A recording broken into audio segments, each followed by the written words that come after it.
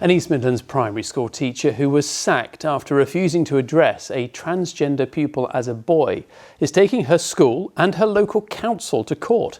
It's thought to be the first case of its kind in British legal history. Well, the teacher, who can't be identified for legal reasons, says her Christian beliefs wouldn't allow her to do something which she felt was harming the child. In her first broadcast interview, she's been talking to our education correspondent, Peter Bean. She's lost her job and risks losing much more besides for taking a stand over a transgender pupil. This East Midlands primary school teacher refused to call an 8-year-old child by a boy's name or refer to them with male pronouns. We're calling her Hannah, not her real name, and disguising her voice to protect the child's identity.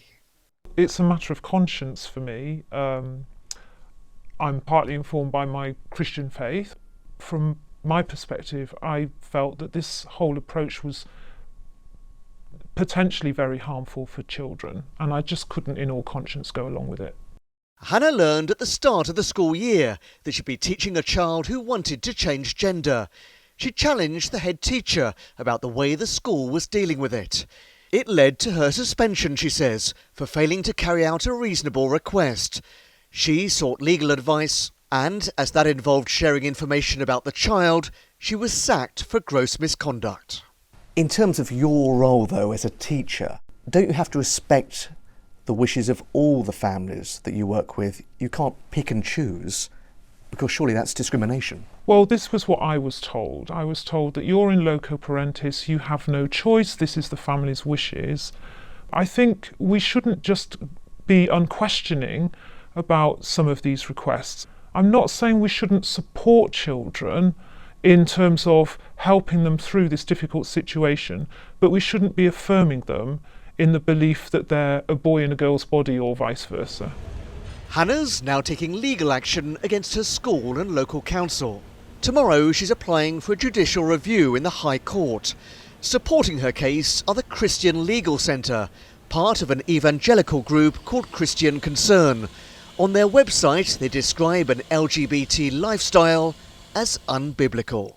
I could have gone along with it, in that I'd have just remained silent, but then that wouldn't make any kind of difference at all, and okay, at least I can sleep at night. A recent study found 2 in 5 trans young people realised they were trans before they left primary school. One charity which supports trans people says there's no harm in young children questioning their gender. The most that they're going to be doing is trying out a different name, maybe at a push changing their pronouns or something about the way that they dress. These aren't dangerous or concerning things at all. It's natural for children to explore their identity. Whatever happens in court tomorrow, Hannah's whole career is in the balance. She's been reported to the Teaching Regulation Agency, which could ban her from teaching for life. Peter Bean, ITV News. Well, the local council says it won't comment on a case that is subject to ongoing proceedings. It says its priority is the welfare of every child educated in its school.